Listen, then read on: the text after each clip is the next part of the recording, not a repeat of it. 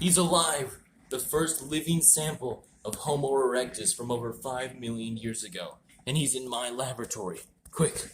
You must bring him to the magical hot sauce kitchen and catch him up to date on where we are in history. Are you breathing in there, buddy? I can hear your heartbeat. Get up, get up. Amazing. All the way from the continent of Africa.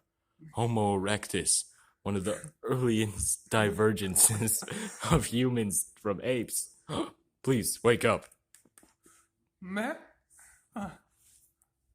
Alright, I know you can't understand me, but like...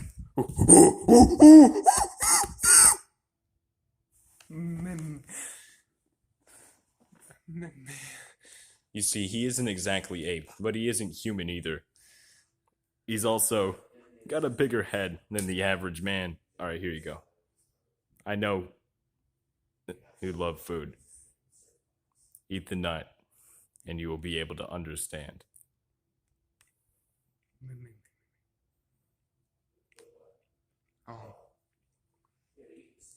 So welcome to modern day. This is 2021, so I'm going to be catching you up to all the history since 1999. Alright?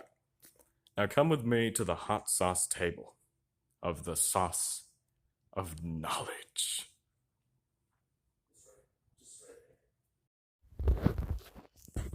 Now, take a sip of our first magical hot sauce to be transported into the Great Leap Forward. Would you go ahead and serve that for me? That's a spoon. You guys end up making those later.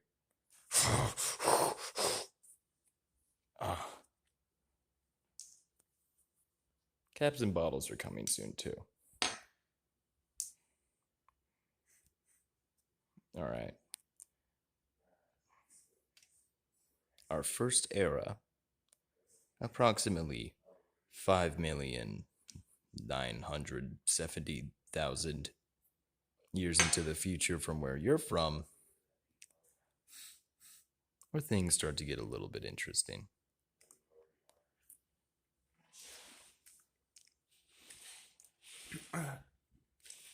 The future, Homo erectus.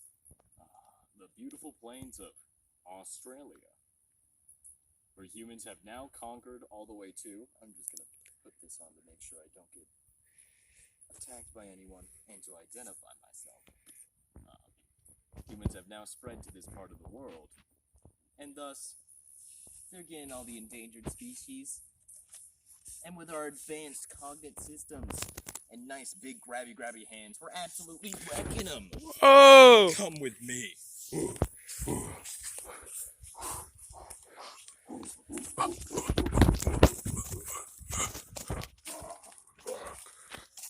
That was a giant lemur. Now, it's an extinct lemur. This is the power of the human civilization and what they truly mean by the Great Leap Forward. The course of history. But,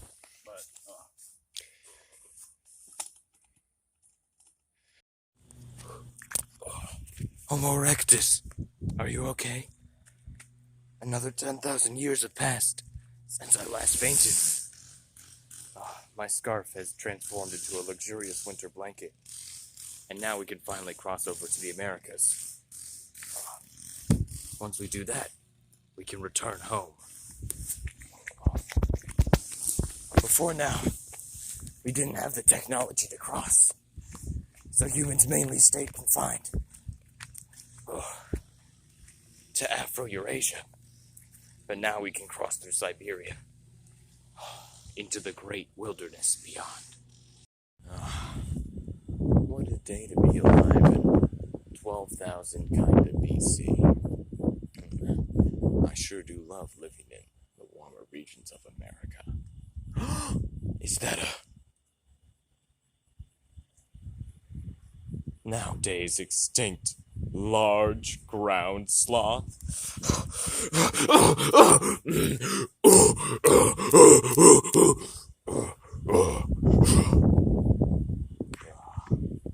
Much better. That thing could have spread disease, you know.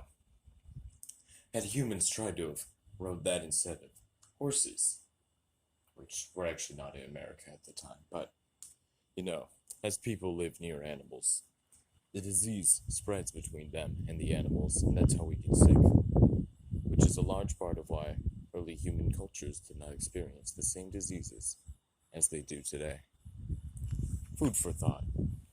Maybe the next large ground sloth you see, you shouldn't be too careful. The more diseases you get from animals and the more different human societies interact, the more stuff is going to spread and become more interconnected. But that's besides the point. Let's return to modern-ish day. Now, your neighboring continent of Afro-Eurasia fared quite well as it contained China, one of the most rapidly developing countries in the world.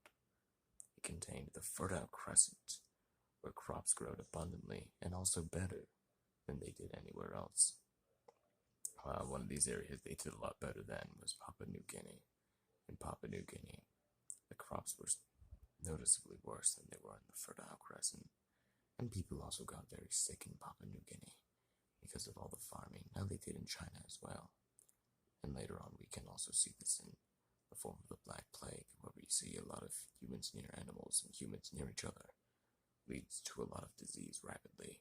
And the Black Plague, of course, came from trading across from different countries, but that happens a little bit later. Right now, in the Fertile Crescent and Papua New Guinea. Papua New Guinea isn't starting to do very well, but there are still people in it. We actually visited Papua New Guinea earlier, if you remember, dear Neanderthal. In our more modern day, we see miraculous things, Mr. Not Quite Neanderthal. Like around 13,000 BC, Chinese handwriting begins to develop. Kind of similar to Egyptian handwriting, but it's okay, it's different enough. Cultures start to copy off of each other and learn as they become more interconnected and diverse. It's all very interesting how things work out in accordance. Now, the continent where you started off on, sadly, was not the one that ended up, kind of getting everything. That was actually Eurasia, though you could see how each of the continents really had a fair chance to become its own in this world that we live in.